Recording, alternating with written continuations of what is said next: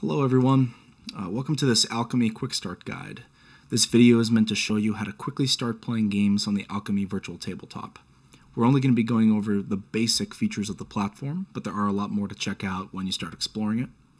Also, keep in mind this is before the release of version 1, so since we're in early access, there's still many more features to come, and everything you see now is subject to change, so let's dive in. First thing you need to do is create a free account. It is quick and simple. Go to the alchemyrpg.com. From here, you can sign up, email and username. I'm just going to sign in with my already existing account. There also is a desktop app that you can download. It's not necessary, but it is nice. You get the desktop icon, and you can also import character sheets from D&D Beyond. From here, we're going to go into our library of games. The Game Master can invite you into the game through your username. They can also send you a link that if you click will take you directly there. Alright, so let's go into the Quick Start Guide game that the Game Master has invited me to. So the first thing we'll see here is being able to select our audio and video sources. You can choose between your options.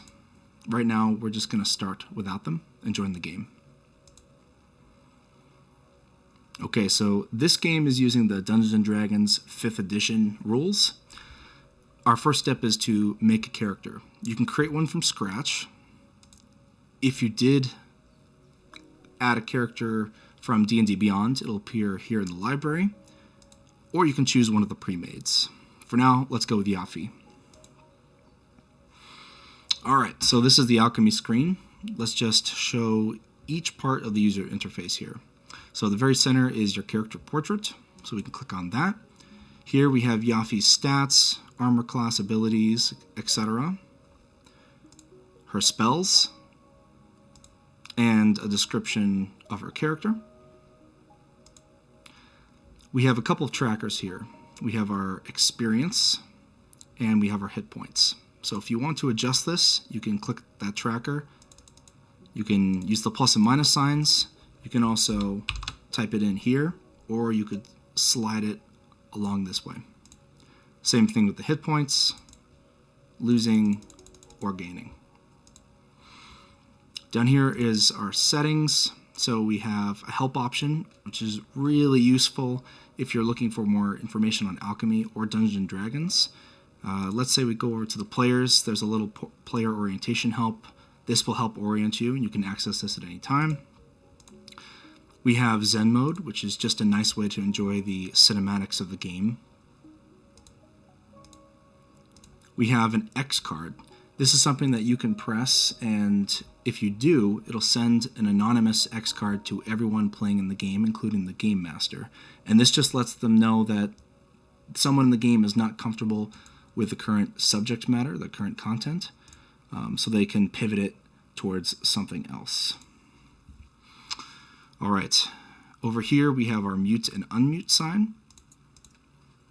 This is our dice roller. So if we want to roll, let's say a d6, we can click on that. 6 out of 6, awesome. We can also roll a d20, and we can do it with advantage or disadvantage by holding on and clicking up or down. Let's roll this one with advantage. Okay, so we got an 18 and a 20. If you click on it, it'll break it down so you can see exactly what you rolled. Moving over to the bottom left corner, we have our actions. So let's say we want to attack with a dagger. Just click on the dagger and select use. Alright, so we rolled a 6 on the d20, but including our modifiers, we ended up with a 10. And then for damage, ended up being a 5. We have our spells here. Let's say we want to cast Mage Hand. Click on Mage Hand and press cast. It'll appear in the journal, and anyone can click on that and view the spell more carefully. It gives a description and the details. Here we have our skills and abilities. Let's say we want to make an Arcana check, but the Game Master is giving us advantage on the check. So we could click check, or we could drag it up or down for advantage. Let's take advantage on it, and we get a total of a 20. Last tab here in the bottom left is our equipment tab. So we can look at our gold and any items that we have on our person. Okay, moving up, we have our journal. This keeps track of everything that is said and rolled in the game. If you want, you can type something in here. Hi, everyone. You can also give commands, such as rolling a dice. So you could say /R 3d4 plus 3. It shows our rolls, and we got a total of 9. The other tab here are the notes. If we click on the notes, we can make an entry. For example, today I received a mysterious letter. These will stay persistently from game to game, and only you can see your own notes. If you want, you can also delete them by clicking on them and selecting Remove. At the very top, we have the title of the scene. This one is called The Dim Light. That's the region that we're in now. Moving over to the bottom right, we have trackers. Currently there are none, but let's say we want to add one. Suppose we just acquired the Lucky Feat. We're going to click Add Tracker. Here it shows our trackers. We have our experience points, our hit points. Let's add one more. So the Lucky Feat gives us 3 luck points. So I'm going to create luck. And let's make it a pip tracker. We get 3 luck points. There we go. And we just click the check mark. Alright, now we have our 3 luck points that we can spend during our game. If we do spend it, we can decrease it by 1 like that. And let's say we take a long rest. We recover all our luck points once again. Our other tab here are the handouts. I mentioned that mysterious letter, so let's click it and take a look. Alright, meet me immediately at the dim light. Watch out for goblins lurking nearby. Alrighty. Moving back up here to the top right corner of the screen, we have the Party tab. Here I can select other members of the party, other players, as well as the Game Master. Let's say I want to select my own portrait. I can view my character that way. I can also give myself an away status in case I step away, turning that yellow.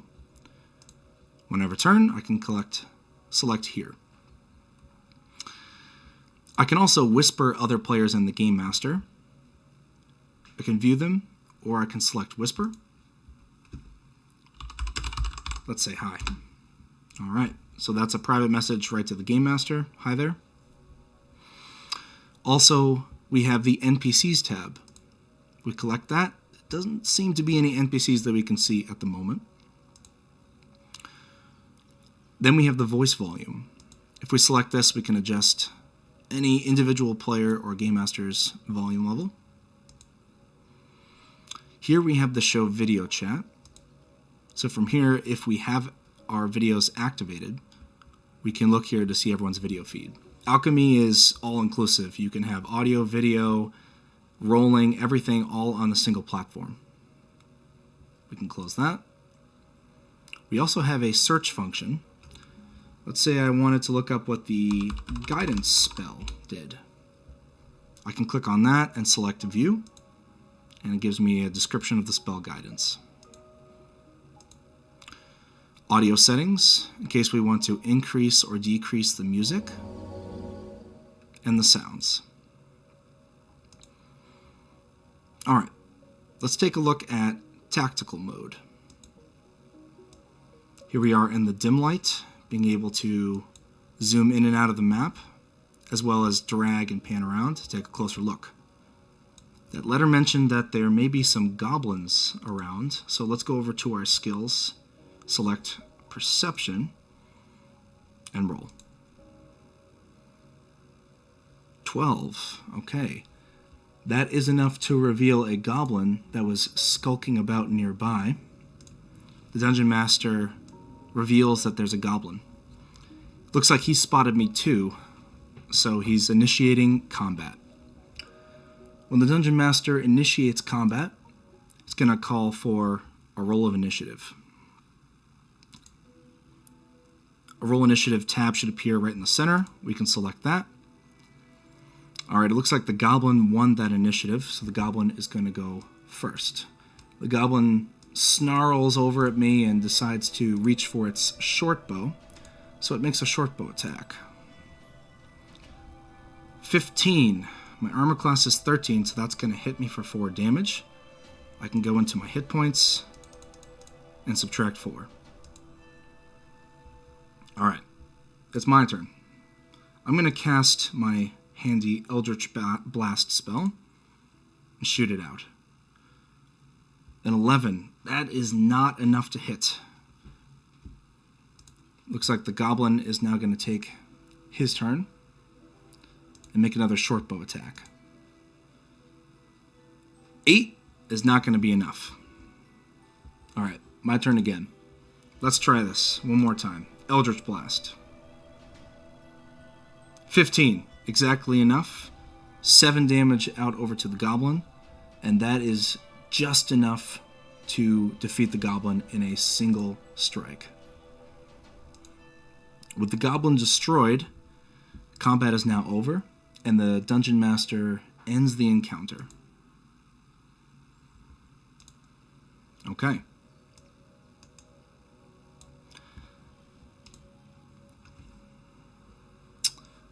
For killing the goblin, we get 50 experience points, so we can add that on like so.